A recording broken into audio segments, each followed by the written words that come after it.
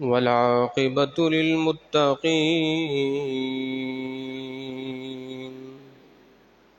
والصلاة والسلام على سيد الأنبياء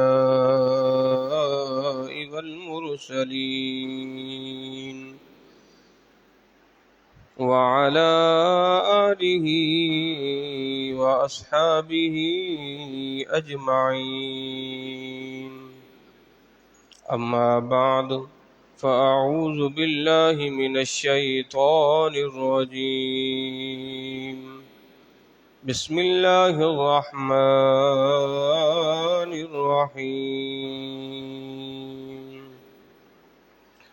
قال الله تبارك وتعالى في القرآن المجيد والفرقان الحميد: يا أيها النبي حسبك الله ومن اتبعك من المؤمنين. آمنت بالله صدق الله العظيم وصدق رسوله النبي الكريم الأمين،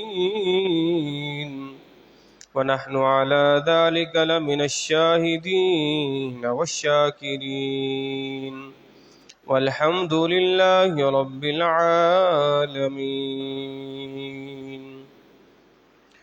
ترجمان نبی ہم زبان نبی، جان شان عدالت پہ لاکھوں سلام.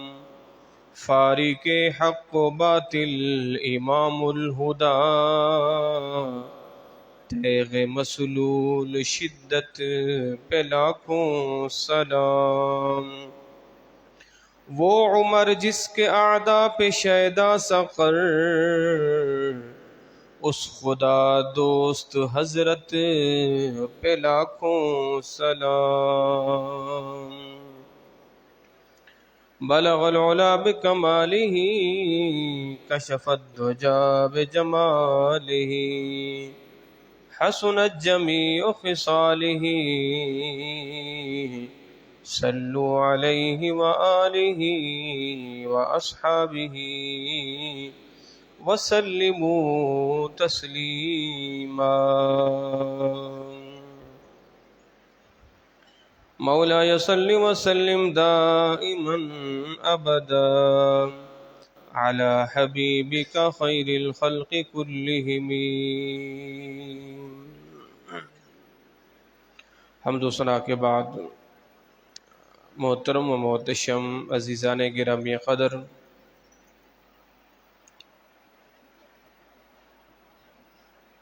آج 2 محرم الحرام ہے، اور 1 محرم الحرام امیر المؤمنین، خلیفۃ المسلمین، خلیفہ برحق، خلیفہ ثانی حضرت سیدنا فاروق اعظم رضی اللہ تعالی عنہ کا یوم شہادت تھا.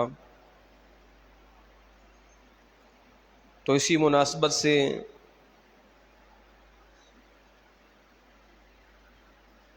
آپ کی سیرت طیبہ کے چند مہکتے ہوئے پھول اور آپ کی فضیلت پر نبی مکرم نور مجسم صلی اللہ تعالی علیہ وآلہ وسلم کے چند فرمودات پیش کیے جائیں گے.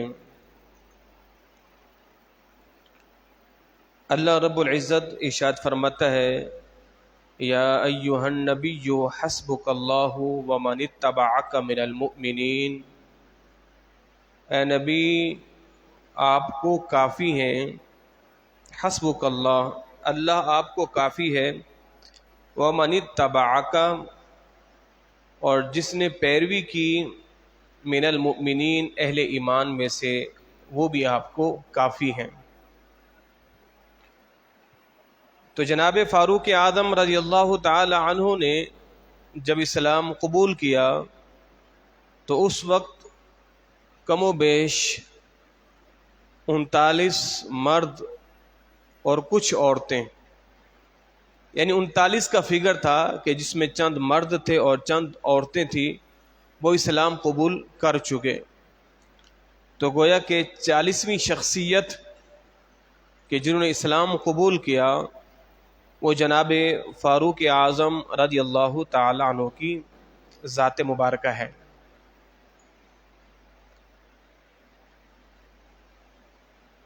آپ کا مقام کتنا بڑا ہے، صرف ایک روایت میں آپ کو سناتا ہوں۔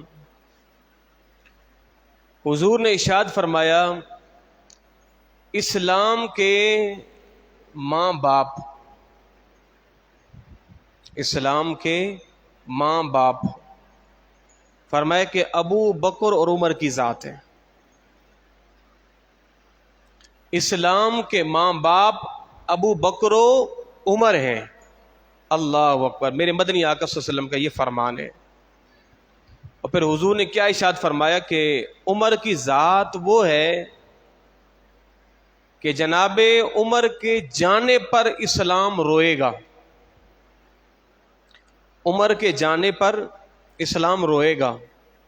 اور یہ حقیقت ہے کہ جب فاروق اعظم رضی اللہ تعالی عنہ کا وصال ہوا، اسلام رویا، اور اسلام اب تک رو ہی رہا ہے۔ فتنوں کا دور جس ذات نے بند کیا ہوا تھا وہ جناب فاروق اعظم کی ذات تھی، اور فتنوں کا دور جناب فاروق اعظم رضی اللہ تعالیٰ عنہ کے وصال کے بعد شروع ہوا۔ اللہ اکبر۔ تو جب آپ اسلام لائے تو اللہ رب العزت نے ارشاد فرمایا، یا ایھا النبی حسبک اللہ۔ جناب فاروق اعظم کی سلام لانے کے بعد یہ آیت نازل ہوئی، حسبک اللہ، اللہ بھی آپ کو کافی ہے، ومن اتبعک من المؤمنین، جو اہل ایمان میں سے آپ کے پیروکار ہیں وہ بھی آپ کو کافی ہے۔ یعنی عمر کے اسلام لانے پر اللہ نے ارشاد فرمایا، حسبک اللہ ومن اتبعک من المؤمنین، اللہ بھی کافی اور اہل ایمان بھی آپ کو کافی ہے۔ جناب فاروق اعظم رضی اللہ تعالی عنہ کچھ جلالی ہوتے ہیں اور کچھ جمالی ہوتے ہیں۔ فاروق اعظم رضی اللہ تعالی عنہ کی جو ذات تھی اس کے اندر جلال تھا، اور صدیق اکبر کی جو ذات تھی اس کے اندر جمال تھا۔ تو صدیق اکبر رضی اللہ تعالی عنہ یہ وہ جمال والے تھے کہ جو تنہائی پسند، اللہ کے حضور رونے والے، گڑ گڑانے والے، تدبر و تفکر کرنے والے، اور جناب عمر رضی اللہ تعالی عنہ آپ کی ذات جلالی تھی۔ امیر حمزہ رضی اللہ تعالی عنہ کی ذات بھی جلالی ذات تھی۔ انہیں اسلام قبول کرنے میں وقت لگا، جناب صدیق اکبر کو وقت نہیں لگا۔ 6 سال کے بعد امیر حمزہ اسلام لائے، بلکہ بعد میں تو 9 سال کے بعد، حضور کے اعلان نبوت کے 9 سال کے بعد اسلام لائے امیر حمزہ، اور جناب فاروق اعظم بھی 9 سال کے بعد اسلام لائے۔ تو جناب امیر حمزہ کا جو اسلام لانا تھا وہ فقط بھتیجے کی محبت تھی۔ ابو جہل سے یہ کہا کہ تم نے میرے بھتیجے کو مارا کیوں ہے؟ ابو جہل نے تانا دیا کہ تیرے دل میں تیرے بھتیجے کی محبت، اس کا دین سما گیا ہے۔ کہا یوں تو پھر یوں ہی صحیح، لوگ کیا کر سکتے ہو، میں نے اپنے بھتیجے کا دین قبول فرما لیا۔ جناب عمر رضی اللہ تعالی عنہ آپ کی ذات کے اندر جلال ہی جلال تھا۔ اشد علی الکفار رحماء بینہم، تو جناب عمر فاروق کافروں کے لیے سخت تھے، اہل ایمان کے لیے تو نہیں تھے۔ رحماء بینہم، وہ تو اہل ایمان کے لیے شیر و شکر کی طرح تھے۔ عمر کا درہ، عمر کا کوڑا، عمر کی تلوار کافروں کے لیے تھی، اہل ایمان کے لیے تو نہیں تھی۔ جب اہل ایمان میں سے ایک عورت جناب عمر سے یہ کہتی ہے، اے عمر جو فیصلہ تم کرنے لگے ہو مہر کے بارے میں، اللہ کے رسول نے تو ایسا نہیں کہا. تو جناب عمر نے وہی ہاتھ کھڑے کر دیے، فرمایا کہ آج ایک بوڑھی عورت نے عمر کو اسلام سکھا دیا ہے. جناب عمر ممبر پہ آئیں تو جناب ابو ذر غفاری کھڑے ہو جائیں، جناب سلمان فارسی کہیں آپ دیر سے کیوں آئے، ابو ذر غفاری کھڑے ہو جائیں، آپ کے پاس یہ جبہ کہاں سے آیا. جناب عمر کا وہاں رویہ ایک مہربان مشفق باپ جیسا تھا، وہاں آپ کا جلال نہیں تھا. کھڑے ہو کے جواب دیا کہ دیکھیں یہ میرے پاس جو جبہ ہے یہ ایک چادر سے بننے والا نہیں تھا، میرے بیٹے کو بھی مال غنیمت میں سے چادر ملی، مجھے بھی ملی، تو دو چادروں کو جوڑا گیا تو ایک جبہ بن گیا. جناب سلمان فارسی روکتے ہیں کہ آپ جمعے کا دن ہے، خطبہ دینا ہے اور آپ دیر سے آ رہے ہیں، ایسا کیوں؟ تو جناب عمر ٹھہر کے جواب دیتے ہیں، دیکھیں بھائی بات یہ، عمر کے پاس ایک ہی کپڑوں کا سوٹ ہے، اس کو دھونے میں سکھانے میں وقت لگ جاتا ہے، اس لیے عمر کو آنے میں تاخیر ہو گئی. اور جناب عمر تو وہ ہیں کبھی کبھار آپ عید گاہ پیدل ہی آ جاتے تھے، اس لیے کہ چپل سینے میں آپ کی زوجہ سے دیر ہو جاتی تھی اور عمر یوں ہی ننگے پاؤں آ جاتے تھے. اور یہی وجہ ہے ایک رومن، ایک عیسائی پادری، انہوں نے لکھا ہے کہ جب ایران سے ایک وفد آیا نا کہ ہم نے آپ کے امیر سے ملنا ہے، آپ کے بادشاہ سے ملنا ہے، آپ کے خلیفے سے ملنا ہے، تو وہ مدینہ طیبہ میں آیا اور کہا آپ کا امیر کہاں ہے.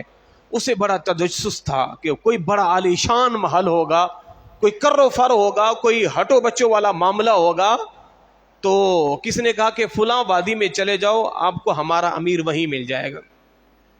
اب وہ شخص ڈھونڈتے ڈھونڈتے کیا دیکھتا ہے، بکریوں کا ریوڑ ہے جو ارد گرد چل رہا ہے، اور ایک شخص ہے جو اینٹ کا تکیہ بنائے یا اپنی بازوں کو تکیہ بنائے سو رہا ہے.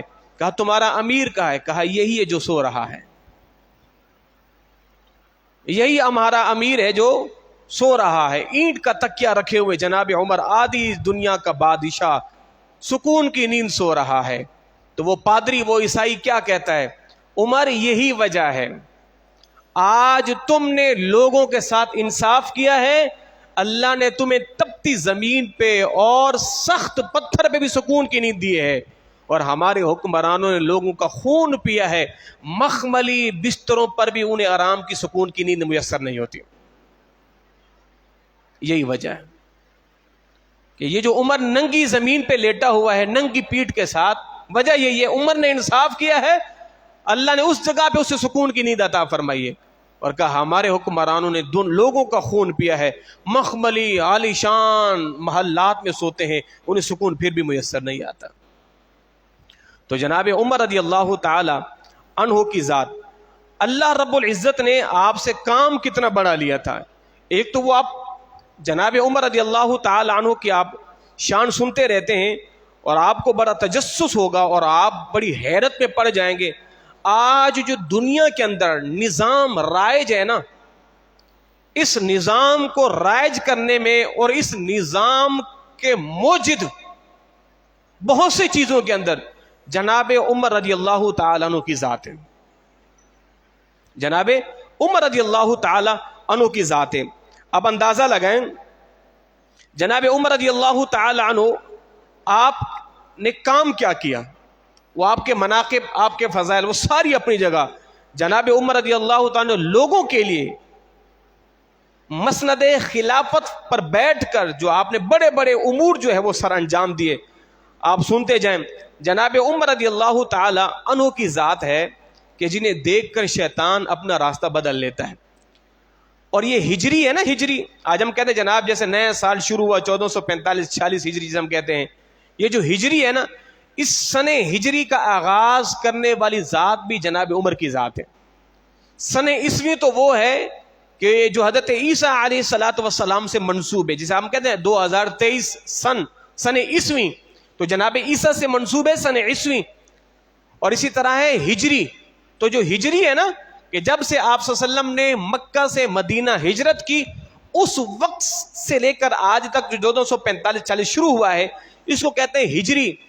اس کا ایجاد کرنے والی ذات بھی جناب عمر رضی اللہ تعالیٰ عنہ کی ذات ہے. آپ نے یہ لکھوایا سن ہجری.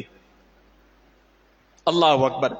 جناب عمر رضی اللہ تعالی عنہ کی ہی ذات ہے کہ جنہوں نے سب سے پہلے صدیق اکبر کو مشورہ دیا کہ آپ قرآن کو جمع کروائیں.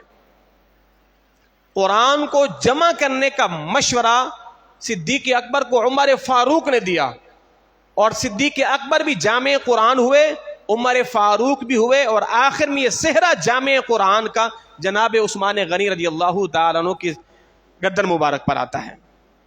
اللہ اکبر. اور معاشرتی جرائم کی روک تھام کے لیے مختلف شعبہ جات قائم کر کے اسلامی سزاؤں کا نفاذ کیا جناب عمر نے کیا ہے. مختلف شعبہ جات بنائے. شرابی کی 80 کوڑے سزا, تہمت لگانے والے کی سزا, اور ساری سزاؤں کا, حدود کا, تعزیرات کا نفاذ بھی جناب عمر کی ذات نے کیا ہے. آج آپ ایک جملہ سنتے ہو گے نا, بھی تعزیرات پاکستان کے تحت تعزیرات الگ چیز ہوتی ہے اور حدود الگ چیز ہوتی ہے. حد کہتے ہیں کہ جو قرآن و حدیث سے ثابت ہو. جیسے زانی کی سزا 100 کوڑے ہیں اگر شادی شدہ نہیں ہے, اگر شادی شدہ ہے تو اس کو سنسار کیا جائے گا, اس کو کہتے ہیں حد, جو قرآن سے ثابت ہے. تعزیر کسے کہتے ہیں؟ جیسے تعزیرات ہند, تعزیرات پاکستان. تعزیر اس کو کہتے ہیں کہ بادشاہ اپنی طرف سے جو سزا متعین کرتا ہے اس کو تعزیر کہتے ہیں. اگر قاضی یہ سمجھتا ہے کہ اس کی سزا یہ, اس کو ملک سے باہر کر دو, اس کو جلا وطن کر دو, اس کو تعزیر کہتے ہیں. تو تعزیرات کا, حدود کا نفاذ اور مختلف شعبہ جات جناب عمر فاروق رضی اللہ تعالی عنہ نے کیے. اور کسی حاکم کو مقرر کرتے وقت اس کے اثاثہ جات کی تفصیل یہ جناب عمر رضی اللہ تعالی عنہ نے اس کا آغاز کیا. آج بھی جو ہے جب کوئی الیکشن لڑتا ہے تو الیکشن کمیشن کے اندر اثاثہ جات ڈکلیئر کیے جاتے ہیں, اثاثہ جات ڈکلیئر کیے جاتے ہیں کہ آپ جناب عالی یہ جو وزارت کی سیٹ لے رہے ہیں حکومت میں, ہمیں پتہ ہونا چاہیے کہ آپ کے پاس پہلے کیا تھا اور عہدے سے اترنے کے بعد کیا ہوگا. تو اس کا آغاز جناب عمر نے کیا تھا. جو گورنر بنتا, جس کو عامل بنایا جاتا, اس کے اثاثہ جات لکھے جاتے ہیں, اور جب اسے معزول کیا جاتا پھر چیک کیا جاتا کہ تم نے اس سے کتنا کمایا اور کتنا جمع کیا ہے. تو آج ہمارے اثاثہ جات کی تفصیلات تو لی جاتی ہے, مگر ہماری قوم بھی اتنی ہوشیار ہے کہ وہ بعض دفعہ اپنے اکاؤنٹس وہ کسی ریڑھی والے کے نام پر اور کسی بھنگی کے نام پر بینک اکاؤنٹ بنا کے اپنا سارا کا سارا پیسہ وہاں جمع کرا دیا جاتا ہے. اور حکمرانوں سے بعض پرس جناب عمر رضی اللہ تعالی عنہ فرمایا کرتے تھے. جناب ابو سعید رضی اللہ تعالی عنہ جناب عمر رضی اللہ تعالی عنہ کے زمانے کے گورنر تھے. آپ نے گورنر متعین کیا اور لوگوں نے شکایت کر دی. فرمایا کہ جسے آپ نے گورنر متعین کیا اس کے اندر ہمیں چند شکایتیں ہیں. فرمایا کیا شکایت ہے؟ کہا جی ایک شکایت تو یہ کہ وہ ایک دن نکلتے ہی نہیں ہیں گھر سے باہر. دوسری شکایت یہ کہ وہ صبح کو لیٹ نکلتے ہیں. ٹھیک ہے جی. اور اس طرح کی چند شکایات کی. جناب عمر رضی اللہ تعالی عنہ نے خط لکھا اور ان کو بلوایا. واقعہ بڑا مفصل تفصیل والا ہے, میں مختصر بیان کر رہا ہوں. جناب عمر کے پاس آئے اور اپنی گدڑی جو ہے وہ ڈنڈے میں لٹکائے ہوئے جناب عمر کے پاس ہے. فرمایا آپ کی شکایات ہیں. جی کیا ہیں؟ آپ ہفتے میں ایک دن نکلتے ہی نہیں ہیں, رات کو جلدی آپ گیٹ بند کر لیتے ہیں, صبح بڑی تاخیر سے آتے ہیں, کیا بات ہے؟ تو وہ جو گورنر تھے حضور کے صحابی رسول, وہ کیا کہتے ہیں؟ حضور والا بات یہ, میں ایک دن نکلتا اس لیے نہیں ہوں, میرا ایک ہی سوٹ ہے اور میں اس کو دھو کر سکھا دیتا ہوں, اس کو سوکھنے میں دیر لگ جاتی ہے, اس دن میرا گھر سے نکلنا مشکل ہو جاتا ہے. اور صبح کو میں دیر سے کیوں نکلتا ہوں؟ اس لیے کہ میں گھر میں آٹا خود گوندتا ہوں, روٹی خود بناتا ہوں, خود پکاتا ہوں, اور پھر نکلتے نکلتے دیر ہو جاتی ہے, یہی وجہ ہے. اور اگر رات کو جلدی کیوں سو جاتے ہیں, رات دروازہ بند کیوں کر لیتے ہیں؟ کا بات یہ کہ میں رات کو جلدی اپنی عبادات میں مشغول ہو جاتا ہوں, اس لیے رات کو میرا دروازہ جلدی بند ہو جاتا ہے. جب شکایات تو اور بھی تھیں, جناب عمر رضی اللہ تعالی انہوں نے فرمایا کہ آپ کے پاس ہے کیا؟ فرمایا کچھ بھی نہیں ہے. اور جو آپ نے ان کا وظیفہ مقرر کیا تھا جناب عمر نے, وہ سارا کا سارا وظیفہ آپ کے گورنر غربا میں تقسیم کر دیتے تھے. جناب عمر کو جب پتہ چلا, فرمایا کہ ہم آپ کے لیے پھر سے خط لکھ رہے ہیں, آپ جائیں, آپ کا یہ وظیفہ ہے. انہوں نے معذرت کر لی, حضرت بس مجھے آپ رخصت دیں, یہ معاملات مجھ سے نہیں ہو سکتے. اور پھر جب ان کا انتقال ہوا نا, تو ان کا جنازہ جب سامنے پڑا تھا تو جناب عمر رضی اللہ تعالیٰ رو رو کے دعا کرتے، کاش اے پروردگار مجھے ان جیسے سارے گورنر عطا فرماتا، مجھے ان جیسے گورنر عطا فرماتا۔ تو گورنروں سے، حاکموں سے، عاملوں سے بعض پرس کا سلسلہ جناب عمر رضی اللہ تعالیٰ عنہ نے کیا۔ ایک شخص زکوٰۃ وصول کر کے آیا، اس پر بڑا پیسہ تھا، فرمایا یہ کہاں سے آیا؟ کہ جناب یہ تو مجھے لوگوں نے تحفہ دیا ہے، مجھے لوگوں نے تحفے دیے ہیں۔ جناب عمر نے فرمایا جا، جو تیرا خاندانی کام تھا بکریاں چرانا، جا کے بکریاں چراؤ، اب ہم دیکھتے تمہیں کون آ کے تحفے دیتا ہے۔ تمہیں آج یہ چلتا ہے نا ہمارے جناب علی وہ توشہ خانہ کیس، یہ اسی کا ہے۔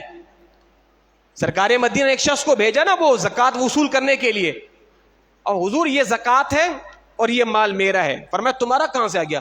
حضور مجھے لوگوں نے تحفہ دیا ہے۔ فرمایا تمہیں تمہاری ماں روئے اس سے پہلے تمہیں کوئی تحفہ دیتا تھا؟ تمہیں جو کچھ ملا ہے وہ بھی مال غنیمت میں آئے گا، وہ بھی صدقات کے اندر آئے گا۔ ظاہر ہے یہ جو اس وقت دیا جاتا ہے وہ بطور رشوت ہوتا ہے، وہ محبت نہیں ہوتا۔ فرمایا سب کچھ جمع کرو، فرمایا جاؤ بکریاں چراؤ، اب ہم دیکھتے تمہیں کون کیا کچھ دیتا ہے۔ تو آج جو ہمارے یہ جو چلتا ہے جناب توشہ خانہ کیس، اتنا رکھ کے اتنا لے لو، نہ یہ تو حضور کے زمانے سے چلا آ رہا ہے۔ فرمایا کہ تمہیں جو کچھ بھی دیں گے وہ اسلام کیا ہوگا، تمہارا تو ہے ہی نہیں۔ ہاں اگر تم اس عہدے سے معزول ہو جاؤ پھر تمہیں کوئی دیکھتا ہے وہ تمہارا ہے، پھر دیکھتے تمہیں کون دیتا ہے، پھر تو آپ کو کوئی سلام بھی نہیں کرے گا۔ ساری بات عہدے کی ہوتی ہے، عہدے پر ہیں تو دنیا آپ کو سلام کرے گی، 2 منٹ کے لیے کرسی سے نیچے اترے آپ کو کوئی پوچھے گا بھی نہیں۔ اللہ اکبر۔ تو جناب عمر رضی اللہ تعالیٰ نے آپ نے پھر ایک مجلس بنائی، ایک مجلس کے اندر بڑے بڑے وہ صحابہ کے بڑے جو دانار عقل کے مالک تھے، جو اصحاب الرائے تھے، ایک مجلس بنائی گئی اور اس کے اندر ملک کی اتفاقی رائے سے فیصلے کیے جاتے تھے۔ اللہ اکبر، اللہ اکبر۔ جناب عمر فاروق رضی اللہ تعالی نے آپ نے عدالتی نظام کو استحکام بخشا اور مختلف علاقوں میں جج مقرر فرما دیے، اور پھر ان ججوں کے بھی پوچھ گچھ ہوتی تھی۔ آپ نے یہ فیصلہ کیا تو کہاں سے کیا ہے؟ آج تو ہمارے ہاں جج ہوں، یہ بیوروکریٹس ہوں، یہ تو مادر پدر آزاد ہے نا، آپ انگلی نہیں اٹھا سکتے۔ بالکل جناب یہ تو بنی اسرائیل کی ساری گائیں ہیں، آپ ان پر آواز نہیں اٹھا سکتے۔ آپ نے پوچھا کیوں ہے؟ یہ توہین ہو گئی عدالت کی، آپ کو جیل جانا پڑے گا۔ کیسا نظام بنا دیا ہے، کیسا سسٹم بنا دیا ہے، آپ آواز اٹھائیں گے آپ کی زبان ہی کاٹ دیا۔ آپ نے پوچھا کیوں ہے؟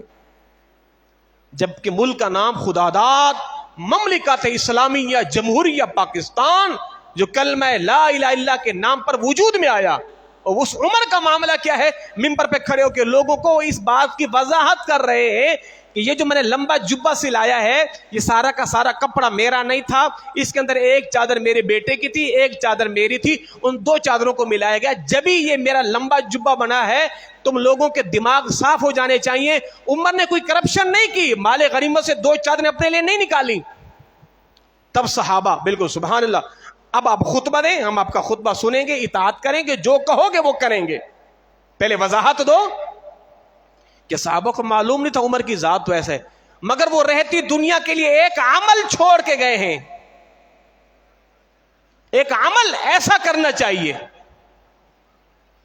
کہ صحابہ سوچ سکتے تھے معاذ اللہ جناب عمر نے مال غنیمت سے جو چادریں ناجائز اٹھا لی ہوں۔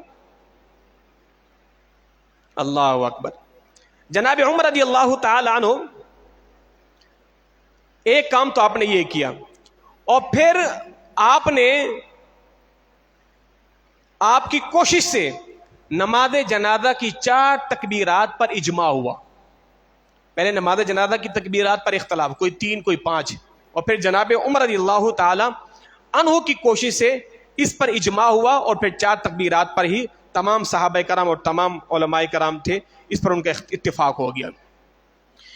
نماز تراویح کا اہتمام کرنے والی ذات جناب عمر رضی اللہ تعالی عنہ کی ذات ہے، اور تجارت کے گھوڑوں پر زکوٰۃ مقرر کرنے والی ذات عمر کی ذات ہے۔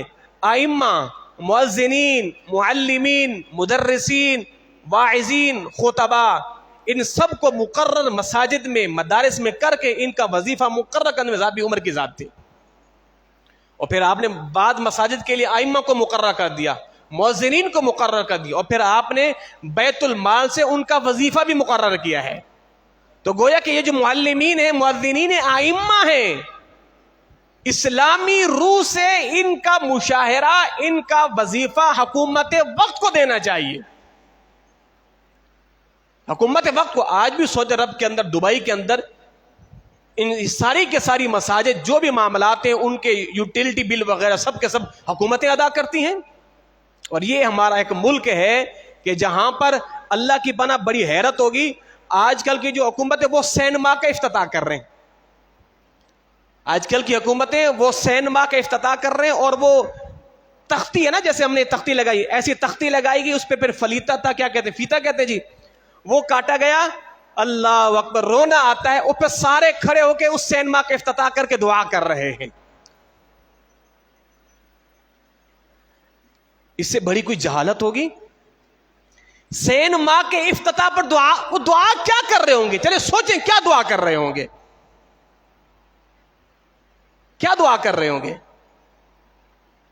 جس ملک میں فلموں کے لیے بجٹ ہے, فلموں سینما کے جناب یہ تفریح ہے, انٹرٹینمنٹ ہے, اس ملک کے لیے اگر نہیں ہے تو مساجد کے لیے, مدارس کے لیے ایک پھوٹی کوڑی بھی نہیں ہے.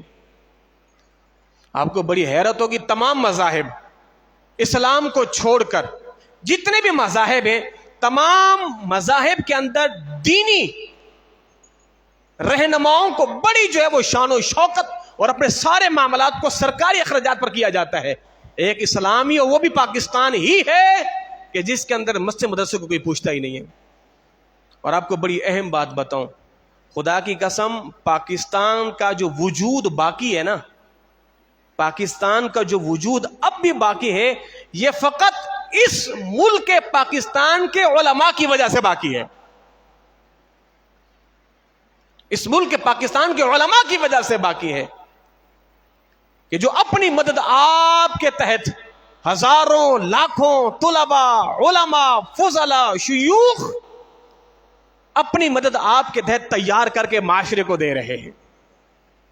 جنہیں تم نے تیار کیا وہ نکمے, ڈاکو, لٹیرے, چور, زانی, شرابی, نہ جانے کیا کچھ بنے, اور جنہیں علماء نے تیار کیا, فی سبیل اللہ تیار کیا, وہ آج ممبر و محراب پر بیٹھ کے پوری قوم کو واعظ و نصیحت کر رہے ہیں. اللہ اکبر. تو جناب عمر رضی اللہ تعالی عنہ, پھر آپ نے اس زمانے کے اندر حتیٰ کہ پیدا ہونے والے بچے کا وظیفہ بھی مقرر کیا, اور آپ نے مردم شماری کرے. آج جو مردم شماری آج تو گڑبڑ ہوتی ہے. ہمارے کراچی کے بھائی ہمیشہ روتے رہتے ہیں کہ کراچی کی آبادی کو کم شو کیا جاتا ہے, جبکہ یہاں پر کروڑوں کی تعداد میں ہے, ان کے حقوق کو مارا جاتا ہے. جناب عمر نے مردم شماری کا آغاز کروایا, اور جس کی یہاں کوئی بچہ پیدا ہوتا اس کا وظیفہ مقرر کر دیا جاتا. اس وقت پیدا ہونے والے بچے کا وظیفہ مقرر کر دیا جاتا. آج ہمارے پاکستان میں پیدا ہونے والا بچہ کئی لاکھوں کا مقروض پیدا ہو رہا ہے. اللہ اکبر. اور اس کے بعد پھر آپ نے بیت المال کا قیام کیا. آج بھی ہمارے پاکستان کے اندر بھی بیت المال ہے, مگر وہ بیت المال باندھی ہے ان حکمرانوں کی, ان عیاشوں کی. بیت المال میں آج بھی پیسہ جمع ہوتا ہے. اللہ اکبر. تو جناب عمر نے بیت المال کا قیام کیا, اور اس کے اندر پھر غریبوں کی, ناداروں کی, مسکینوں کی, محتاجوں کی مدد کی جاتی تھی. اللہ اکبر. اور جب آپ نے عہد خلافت متمکن ہوئے, 1036 شہر آباد کیے, اور 4000 مساجد کی تعمیر کروائی, 4000 مساجد کی, اور 900 ممبر تعمیر کروائے. یعنی 900 جامع مسجد اور 4000 چھوٹی چھوٹی مساجد جو مسافروں کے لیے راستوں میں ہوتی تھی. یعنی 4000 اور 900 یعنی 4900 مساجد کی تعمیر جناب عمر کے زمانے میں ہوئی. اور آپ کو بڑی حیرت ہوگی, یہ جو ہمارا بنگلہ دیش ملک ہے, یہاں کے جو وہ وزیر اعظم, وہ جو خاتون ہے, اس نے بھی اپنے اس عرصے کے اندر نہ جانے کئی سو مساجد تعمیر کر لی ہیں بنگلہ دیش کے اندر. کئی سو مساجد خاتون جو وہ تعمیر کیے جا رہی ہے اور ان کے افتتاح کیے جا رہی ہے. اور یہاں کیا حال ہے وہ آپ کے سامنے ہے. اللہ اکبر. اور پھر اس کے بعد آپ نے ویران بے آباد زمینوں کی آباد کاری کی، یعنی آپ نے سب کو جاگیرداری دے دی، زمینوں کو آباد کرو. زمینوں کو آباد کرنے کے بعد پھر آپ نے کئی شہر، کوفہ جیسے شہر کو آباد کرنے میں جناب عمر کا ہاتھ ہے، جو اس وقت علم کا منبع تھا، جسے جناب مولا کائنات نے دارالخلافہ بنایا، اس کو آباد کرنے میں جناب عمر رضی اللہ تعالی عنہ کا کردار ہے. اللہ اکبر. اور پھر یتیم بچوں کی پرورش کا انتظام کیا گیا. آج ملک پاکستان کے اندر یتیم بچے بچیاں، ہمارے ملک میں تو ہے نا، آئے دن آپ خبریں سنتے ہوں گے، ان بچیوں کو معاذ اللہ ثم معاذ اللہ ان حکمرانوں، ان وزراء کے پاس سپلائی کیا جاتا ہے. یہ بالکل ریال ہے، کوئی ڈھکی چپی بات نہیں ہے. جب وہ بچیاں بالغ ہوتی ہیں تو ان کی جو عورت بڑی ہوتی ہے، اس کے اثر و رسوخ کے ساتھ ان بچوں کے، ان وزراؤں کے پاس، ان حکمرانوں کے پاس سپلائی کیا جائے یتیم بچیوں کو. اور جناب عمر رضی اللہ تعالی نے ایک شعبہ قائم کیا تھا کہ جس کے اندر یتیم بچوں کی جو ہے وہ تربیت اور پرورش کی جاتی تھی. اور پھر آپ نے راستے میں مسافر خانے بنوا دیے. بندہ جا رہا ہے، راستے میں تھک گیا ہے، اور راستے میں غلے کے گودام، جگہ جگہ پہ غلہ ہے، اس کا گودام ہے، آپ نے وہ آباد کروا دیے. آج ہمارے سندھ کے اندر اناج کے بڑے بڑے گودام ہیں، پڑے پڑے سڑ گئے ہیں، اور قوم بیچاری آٹے کو مر رہی ہے، آٹے کو ترس رہی ہے.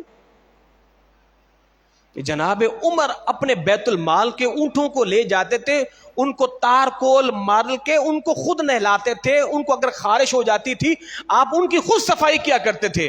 اور لوگ کہتے عمر آپ اور یہ کام آپ کیا فرماتے تھے؟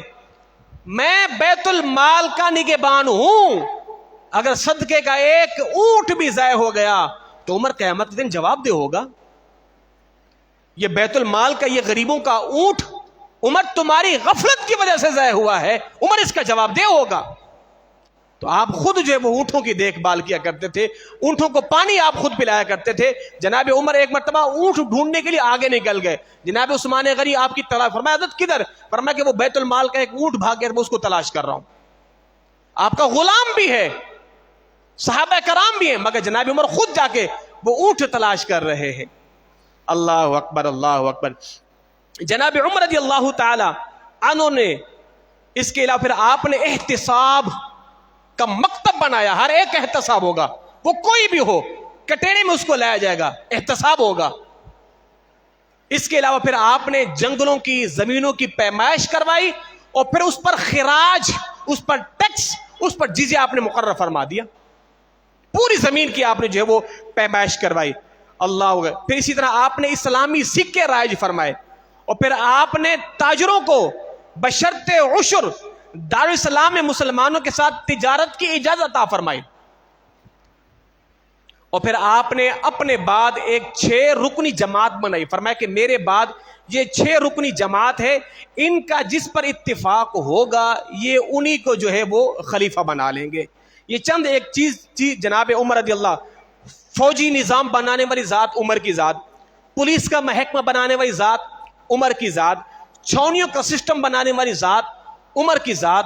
نہ جانے عمر رضی اللہ عنہ 10 سال کے عرصے میں آپ نے پوری دنیا کے اندر اسلامی نظام کو ایسا رائج کیا، آج پوری دنیا کے لوگ اس نظام کو فالو کر رہے ہیں.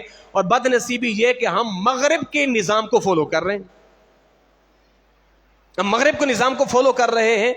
الامان الحفیظ، الامان الحفیظ. جناب عمر رضی اللہ تعالی عنہ کی ذات کیسی ذات ہے. میرے مدنی آقا صلی اللہ علیہ وسلم یوں تو نہیں فرما دیا تھا اگر میرے بعد کوئی نبی ہوتا تو عمر ہوتا. حضور نے خود فرمایا اے عمر جب تم کلام کرتے ہو نا تمہارا کلام انبیاء کے کلام کی طرح نظر آتا ہے، تمہارا کلام انبیاء کے کلام کی طرح نظر آتا ہے. اور حضور نے فرمایا ہر امت کا ایک محدث ہوتا ہے، یعنی جس کی زبان پر فرشتہ بولتا ہے. فرمایا عمر تم وہ ہو تمہاری زبان پر اللہ کا فرشتہ کلام کرتا ہے. سارے صحابہ کی رائے ایک طرف، جناب عمر کی رائے ایک طرف. جناب عمر کی رائے کے مطابق اللہ قرآن نازل فرماتا ہے. اب جناب عمر رضی اللہ تعالیٰ عنہ کی رائے کے مطابق کم و بیش قرآن پاک کی 18 سے 20 آیتیں اللہ نے نازل فرمائی ہیں. 18 سے 20 آیتیں. مگر جناب عمر رضی اللہ تعالیٰ عنہ نے آپ نے 3 مقامات کو یاد کیا ہوا. فرمایا کہ اللہ کا شکر ہے, اللہ کا جتنا بھی شکر ادا کروں, مالک کی کرم نوازی, اللہ نے آپ کے 3 رائے پر قرآن نازل فرمایا ہے. پہلی چیز, جناب عمر رضی اللہ تعالی عنہ حضور کی بارگاہ میں حاضر ہوئے اور عرض کرتے ہیں یا رسول اللہ صلی اللہ علیہ وسلم, حضور میری خواہش ہے. میری خواہش کیا ہے؟ فرمایا کہ میری خواہش یہ ہے کہ میں چاہتا ہوں کہ آپ کی ازواج پردہ کیا کریں. ظاہر پہلے پردے کا نظام نہیں تھا, اس لیے کہ حضور ہر طرح کے برے اچھے لوگ آتے ہیں, کلام کرتے ہیں, تو میں یہ چاہتا ہوں کہ حضور آپ اپنی ازواج کو پردے کا حکم دیں. آپ اپنی ازواج کو وَإِذَا سَأَلْتُمُوهُنَّ مَتَاعًا فَاسْأَلُوهُنَّ مِنْ وَرَاءِ حِجَابٍ. اس سے پہلے لوگ سلام کلام سب ہوتا تھا, لین دین سب ہوتا تھا. جناب عمر نے کہا حضور میں یہ چاہتا ہوں آپ اپنی ازواج کو پردے کا حکم دیں. ابھی جناب عمر نے اپنی رائے کا اظہار کیا, اللہ رب العزت نے قرآن کے آیت کو نازل فرما دیا, اے نبی آپ اپنی بیویوں کو اور آپ اپنی بیٹیوں کو اور اہل ایمان کی عورتوں کو کہو لمبی لمبی چادریں اوڑھا کریں, زمانہ جاہلیت کی طرح بے پردہ باہر نہ نکلا کریں. ابھی عمر نے رائے دی, رب نے قرآن نازل فرما دیا ہے. وہ کیسا عمر تھا یار. اب بات آ گئی مصلی کی. خانہ کعبہ میں مقام ابراہیم ہے نا, آپ نے وہ دیکھا ہے. اب ظاہر ہے جب فتح مکہ ہوا تو کس جگہ پہ امام کھڑا ہو, نماز پڑھانی ہے تو خانہ کعبہ کے اندر ہو, حتیم کعبہ میں ہو, رکن یمانی کے پاس, رکن شامی کے پاس, ملتزم کے پاس, کہاں امام کھڑا ہو کے نماز پڑھائے. حضور نے مشورہ کیا. جناب عمر کہتے ہیں حضور میری رائے یہ ہے کہ یہ جو مقام ابراہیم ہے نا, وہ جو پتھر پڑا ہوا ہے جناب ابراہیم کے قدم مبارک کے نشان ہے, حضور میں یہ چاہتا ہوں یہ جو مقام ابراہیم ہے نا, یہاں پر امام کا نا مصلی رکھا جائے, یہاں پر امام کا مصلی رکھا جائے. جناب عمر کی رائے یہ تھی کہ مقام ابراہیم کو مصلی بنا دیا جائے. اللہ اکبر. اتنے میں جبریل امین قرآن کی آیت لے کے اترے. اے پیارے, آپ کے عمر نے جو مشورہ دیا ہے اسی پر عمل کریں. وَاتَّخِذُوا مِن مَّقَامِ إِبْرَاهِيمَ مُصَلًّى, مقام ابراہیم کو ہی مصلی بنا لیجئے, مقام ابراہیم کو مصلی بنا لیجئے. اب بدر کے قیدیوں کے حوالے سے حضور نے مشورہ کیا صحابہ کرام سے, ان قیدیوں کا کیا کرنا چاہیے. جناب صدیق اکبر تو مشفق مہربان تھے کہ سرکار ان سے فدیہ لے کے ان کو چھوڑ دیں, جو جس کا رشتہ دار ہے وہ فدیہ دے, پیسہ دے, ان کو چھوڑ دیں. جن کے پاس پیسہ نہیں ہے وہ ہمارے ان لوگوں کو لکھنا پڑھنا سکھائیں جن کو لکھنا پڑھنا نہیں آتا. اب جب جناب عمر سے پوچھا گیا عمر تمہارا کیا مشورہ ہے, جناب عمر نے کہا حضور میرا مشورہ یہ ہے کہ جو جس کا رشتہ دار ہے وہ اس کے حوالے کیا جائے, میرے ماموں کو میرے حوالے کیا جائے, ابو بکر کے بیٹے کو ابو بکر کے حوالے کیا جائے, جو جس کا ہے اس کو اس کے حوالے کیا جائے, اور پھر اس کو ہم لے کے اس کی گردن کاٹ دیں.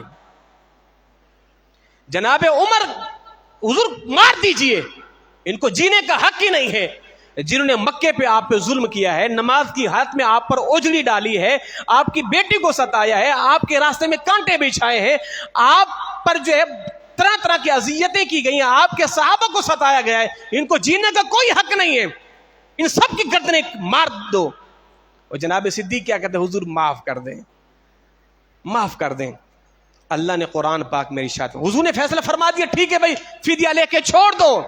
اللہ نے قرآن میں نازل فرمایا اے نبی اگر آپ نے اس فیصلے پہ عمل تو کر دیا جو ابو بکر کا مشورہ تھا اور صحابہ کا تھا, فرمایا کہ مشورہ وہی تھا جو عمر کا تھا, مشورہ وہ تھا جو عمر کا تھا. لولا کتاب من اللہ سبق لمسکم, قریب تھا کہ رب کا تمہیں عذاب پہنچتا مگر رب نے تم سے درگزر کیا ہے. گویا کہ رب کو عمر کا مشورہ بھلا لگا, حضور ان کی گردنیں کاٹ کے رکھ دو. جناب عمر اللہ اکبر، جری انسان، کفر کے معاملے میں بے باک انسان. اور آپ جب اسلام لائے، کسی صحابی نے اس طرح اعلانیہ ہجرت نہیں کی جیسے عمر نے کی ہے. آج یہی وجہ ہے، صحابہ کرام کہتے ہیں جب عمر اسلام لائے، اسلام میں طاقت آ گئی، اسلام پروان چڑھتا گیا چڑھتا گیا چڑھتا گیا. اور جب عمر کا وصال ہوا، اسلام کے اندر فتنے آتے گئے آتے گئے آتے گئے. جبھی تو میرے مدنی آقا نے دعا فرمائی، اے پروردگار، ابو جہل کو یا عمر کو، ان میں سے کسی ایک کو اسلام کی دولت دے. یہ دونوں شجاعت مند، دونوں بہادر، ایک بھانجا ایک ماموں. حضور نے منگل کے دن دعا فرمائی اور بدھ کے دن جناب عمر اسلام لے کے آ گئے. اور جناب عمر اسلام لائے، میرے مدنی آقا کتنا خوش ہوئے کتنا خوش ہوئے. اللہ اکبر اللہ اکبر. جبھی تو کہتے ہیں بھائی ساری کائنات حضور کی مرید ہے اور عمر فاروق مصطفیٰ کی مراد ہے. مرید جو خود چاہے، مراد جسے چاہا جائے. ساری کائنات نے محمد الرسول اللہ کو چاہا اور محمد الرسول اللہ نے عمر فاروق کو چاہا ہے. اے مالک، عمر کو اسلام کی دولت دے. بدھ کے دن اسلام لے آئے عمر، اور اتنے میں جبریل امین حضور کی بارگاہ میں حاضر ہوئے. بندہ نواز، عمر اسلام لے آیا ہے، آپ خوش ہیں؟ آپ خوش ہیں؟ فرمائے ہاں. جبریل کیا کہتے ہیں؟ اے کریم مدنی آقا، عمر کے اسلام لانے پر آسمان کے فرشتے بھی خوشی منا رہے ہیں. اسلام لے آئے، اب آتے ہی اسلام کی پاور عمر میں آ گئی، اسلام کا کرنٹ آ گیا. حضور کیا ہم حق پر نہیں ہیں؟ آپ اللہ کے نبی نہیں ہیں؟ اللہ وحدہ لا شریک ہے؟ یہ بے چھپ کے عبادت کیوں؟ یہ چھپ چھپ کے نماز کیوں؟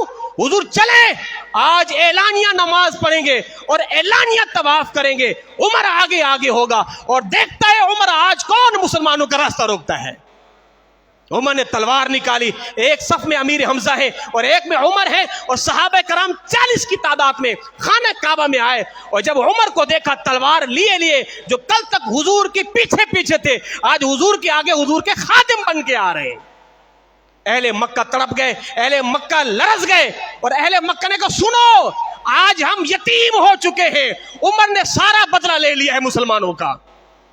اللہ اکبر. اب کیا تھا؟ عمر کھڑے ہوئے ہیں، اب سارے مسلمان شان و شوکت کے ساتھ خانہ کعبہ کا طواف کر رہے ہیں. خانہ کعبہ کا ابو جہل آیا، آپ نے زوردار مکہ رسید کیا، فرمایا سنو، بتا دو سب کو. جناب عمر دروازوں پہ جا کے دستک دیتے تھے، سنو سنو، عمر ہوں، اسلام قبول کر لیا ہے، عمر ہوں، اسلام قبول کر لیا ہے. اور جب جناب عمر نے ہجرت کا اعلان کیا، صحابہ کرام آ گئے، مگر عمر کا ہجرت کیسا تھا؟ تلوار لی، حتیم کعبہ میں آئے اور تلوار کو لہرا کر کہا سنو اہل مکہ، عمر جا رہا ہے، ہجرت کر رہا ہے. جس نے اپنی ماں کو بیوہ کرنا ہو، جس نے اپنی بیوی کو بیوہ کرنا ہو، اپنے بچوں کو یتیم کرنا ہو، آئے عمر کا راستہ روکے. دیکھتا ہوں عمر کا کون راستہ روکتا ہے. عمر شاہانہ انداز میں اپنی سواری پہ سوار ہوتے ہیں اور تلوار لہراتے ہوئے مکے سے مدینے چلتے ہیں. کسی ایک کے اندر دم خم نہیں تھا جو عمر کا راستہ روک سکے. وہ عمر جس کے آداب پہ شیدا سقر، اس خدا دوست حضرت پہ لاکھوں سلام. ترجمان نبی، ہم زبان نبی، جانے شان عدالت پہ لاکھوں سلام. فارق حق و باطل، امام الہدا، تیغ مسلول شدت پہ لاکھوں سلام. وہ میرے پیارے عمر جن کے متعلق میرے مدنی آقا نے فرمایا، حضور نے عمر کا ہاتھ پکڑا، ابو بکر کا ہاتھ پکڑا، حضور نے دونوں کا ہاتھ یوں لہرایا، صحابہ نے سب نے دیکھا. حضور نے فرمایا سنو، جس طرح ابو بکر کا ہاتھ ہے، عمر کا ہاتھ ہے، آج یوں ہی ہیں، قبر سے یوں ہی نکلیں گے اور حشر کے دن بھی یوں ہی ساتھ ہوں گے.